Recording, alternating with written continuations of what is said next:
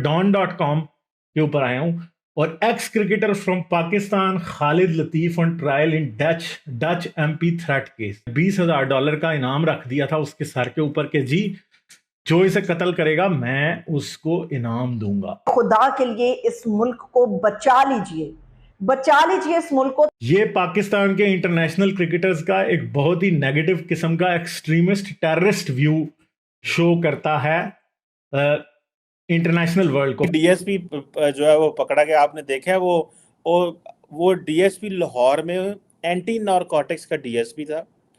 वो ड्रोन के जरिए इंडियन पंजाब में ड्रग्स भेजता था। Pakistani cricketer went on trial on Tuesday in Netherlands.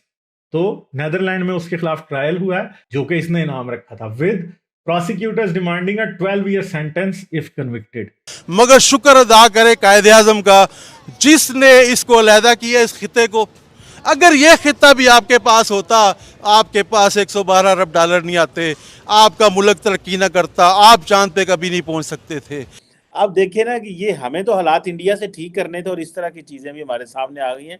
इस जैसी अवाम अगर आपके पास होती, ये अवाम आपके साथ होती, अगर हिंदुस्तान पाकिस्तान इकट्ठा होता, आज इंडिया इतना अच्छा ना जाता। रोडों के किनारों पे गाड़ियां रोक के मोटरवे के ऊपर ये नमाजें पढ़ते दिखाई देते हैं। सारा दिन मैं भारत की जो प्रोग्रेस देखता हूं कि मेरे भारतीय पार्टनर्स हैं, जो इंडियन अमेरिकन पार्टनर है, मेरे साथ मेरा बिजनेस करते हैं, देखता हूं सारा दिन। जब वो देखता हूं फिर गश पड़ते हैं।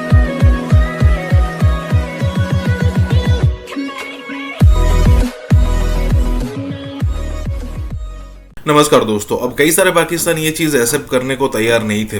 तैयार नहीं थे इन द सेंस कि पहले उनको ऐसा नहीं लगता था, लेकिन अब खुल के बोलते हैं कई सारे पाकिस्तानी हैं। अब यहाँ पर साइकाज़म में एक भाई साहब बोल रहे हैं कि अच्छा हुआ हम इंडिया से अलग हो गए। अब इस पूरी सिचुएशन को देखते हुए ऐसा लगेगा कि वो बोलेंगे कि भाई ठीक है, अच्छा हुआ हम हिंदुओं से अलग हो गए, अदरवाइज हिंदुओं में ये कर देते वो कर देते। लेकिन भाई साहब यहाँ पर आगे जोड़ते हैं अच्छा हुआ मोहम्मद जिन्ना ने हमें अलग कर दिया। अगर हम इकट्ठा होते तो भारत इतनी तरक्की ना कर पाता।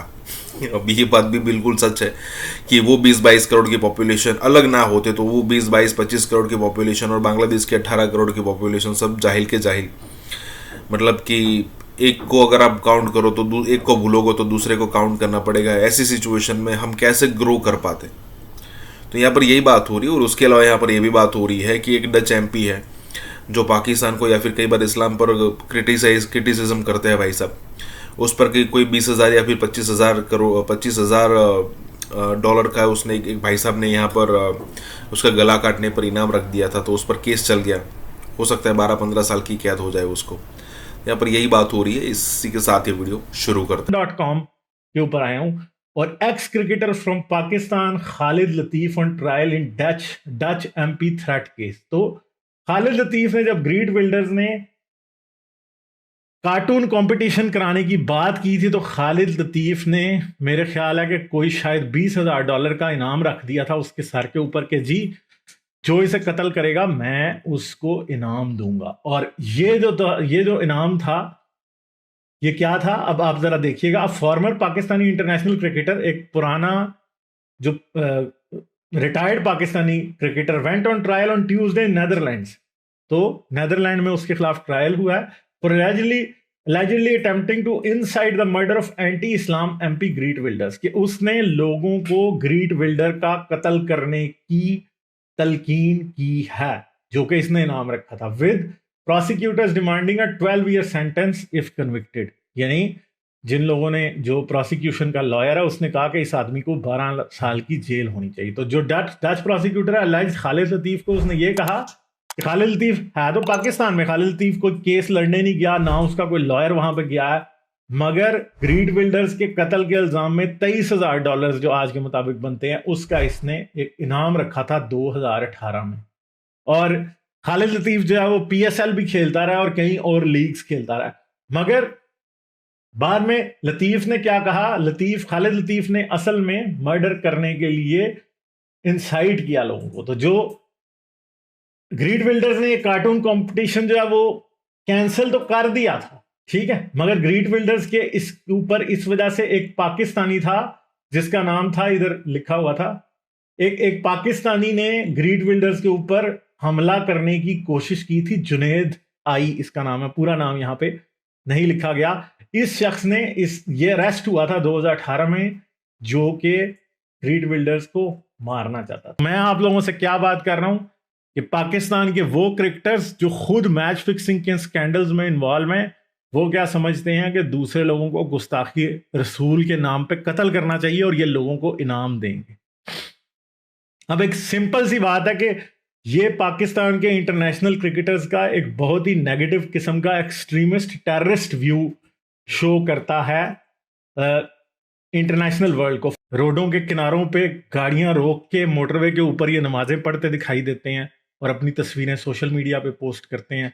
हर जगह पे ये कहते फिरते हैं कि अल्लाह पहले या क्रिकेट बाद में, या कुरान पहले या क्रिकेट बाद में है।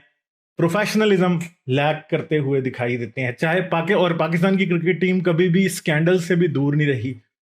मोहम्मद यूसुफ और वसीम अकरम, शोएब अख्तर और राशिद लतीफ वगैरह, ये सब के सब जब जिस दौर में खेल रहे थे उस टाइम भी बहुत से स्कैंडल सामने आते रहते। सारा दिन मैं भारत की जो प्रोग्रेस देखता हूं कि मेरे भारतीय पार्टनर्स हैं, जो इंडियन अमेरिकन पार्टनर है मेरे साथ, मेरा बिजनेस करते हैं, देखता हूं सारा दिन। जब वो देखता हूं फिर गाश पड़ते हैं कि मेरे मुल्क ਨੂੰ ਕੀ ਹੋ ਗਿਆ,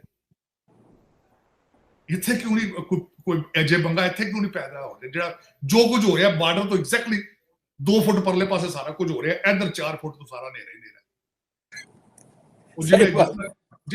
जिस तरह किसी ने कहा था ना, हमें चांद पे जाने की जरूरत क्यों नहीं, क्योंकि पानी उत्थे को नहीं, पानी इत्थे को नहीं, बिजली उत्थे को नहीं, बिजली इत्थे कोई नहीं, ऑक्सीजन उत्थे हवा कोई नहीं, वो इत्थे भी कोई नहीं। वो कहते पाकिस्तान में चांद ते जाने की लोड़ ही कोई नहीं, इत्थे ही चंद बनया पे।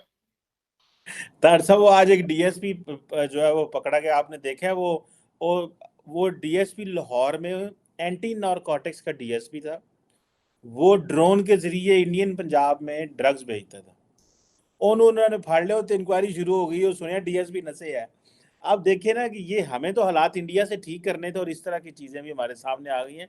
करप्शन इस तरह की हो गई है कि जो एंटी करप्शन वाला बंदा है, जिसका काम ही डीएसपी एंटी नारकोटिक्स, वो नारकोटिक्स 6 किलोग्राम नारकोटिक्स ड्रोन पे पा के वो उड़िया ड्रोन, और वो जा रहा था उधर, वो पता नहीं इंडिया, और रस्ते के शहरों वजह थले डेग पे, उधर से पता चला पहला पता नहीं कितनी टोर गई है।